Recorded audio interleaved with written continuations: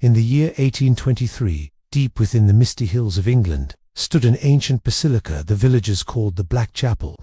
Built in the 14th century, it was whispered that blood from an old noble lineage had once been sacrificed there. The chapel's spire pierced the perpetual fog, its weathered stones bearing silent witness to centuries of dark secrets. Analet, a young woman with raven hair and eyes as deep as wells, received a peculiar invitation. She was summoned to attend a wedding at the chapel, an event that stirred both curiosity and unease in her heart. The parchment bore an unfamiliar seal, and the ink seemed to shimmer in the candlelight. As she prepared for the journey, Analot heard hushed whispers from the villagers. They spoke of the groom, a wealthy man shrouded in mystery. No one had ever seen him in daylight, they claimed. He was neither young nor old, they said, his age as indeterminate as the mists that cloaked the hills. Some swore he never walked beneath the sun, as if its rays might turn him to ash. The night of the wedding arrived, cold and foreboding. Analet donned her finest dress, a gown of deep crimson that seemed to absorb the shadows around her. She set out along the ancient Roman road that led to the chapel, her footsteps echoing in the eerie silence. The air grew colder with each step, a chill that seeped into her bones. The fog thickened, taking on a reddish hue as if tinted with blood. Analot's heart pounded in her chest, its rhythm a counterpoint to the distant tolling of the chapel's bell. The sound carried on the wind, a mournful dirge that seemed to warn of impending doom. As she drew closer, a strange hymn reached her ears. It was unlike any music she had ever heard, half holy prayer, half funeral lament. The notes hung in the air, seeming to twist and writhe like living things. Analet hesitated at the chapel's threshold, her hand trembling as she reached for the iron ring of the door. With a deep breath, she stepped inside. The massive wooden doors creaked shut behind her, with a finality that made her blood run cold. Hundreds of candles flickered throughout the vast space, their dancing flames casting grotesque shadows on the walls. These shadows moved of their own accord, twisting and turning like silent, spectral dancers. The air inside the chapel was thick with the scent of incense, and something else, something ancient and decaying. Analot's eyes struggled to adjust to the dim light, and as they did, she became aware of the other guests. They stood motionless, their faces hidden behind ornate masks that gleamed in the candlelight. From the depths of the chapel, a faint voice whispered, carried on a breath of icy air, "The groom is not human." The words seemed to come from everywhere and nowhere at once, filling Analet with a terror she had never known.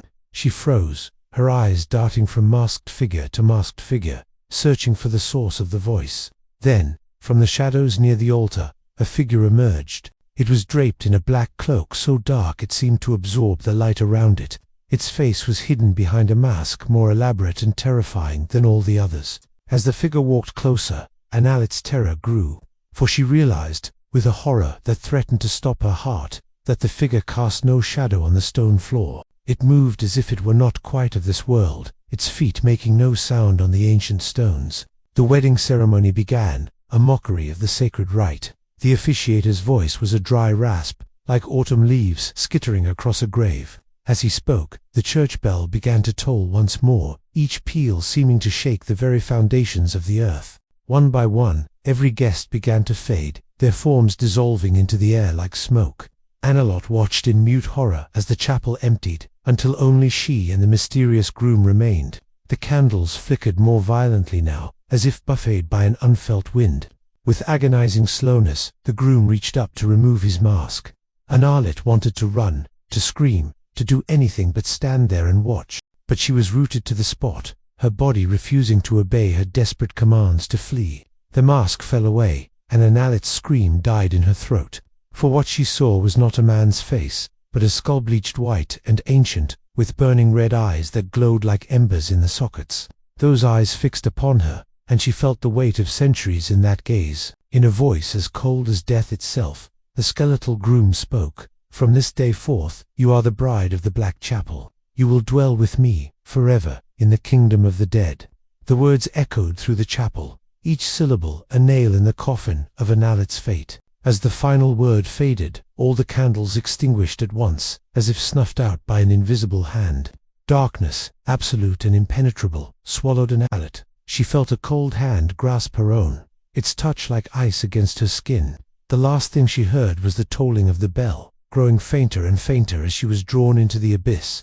Annalot was never seen again. The villagers whispered of her disappearance, adding her tale to the dark legends that surrounded the Black Chapel. Some claimed that on certain nights, when the fog was thick and the moon was hidden, they could hear the faint strains of that unholy wedding hymn carried on the wind. Years passed, and the story of Annalot and the skeletal groom became a cautionary tale, whispered by mothers to their children to keep them from wandering too close to the chapel. But there were those who swore that sometimes, in the deepest hours of the night, they saw a figure in a crimson dress walking the Roman road, forever seeking escape from her eternal marriage to death itself. The Black Chapel still stands, its stones weathered by time and stained by the mists. It remains a symbol of terror, a place where the veil between the world of the living and the realm of the dead grows thin. Those who pass by hurry their steps, making the sign of the cross and muttering prayers for protection. For in that ancient basilica, where noble blood was once sacrificed, and where a bride was claimed by death, the boundary between this world and the next is blurred. The wedding vow made in the Black Chapel binds, not just for life, but for all eternity, a promise, sealed in blood and shadow, unbreakable even by death itself.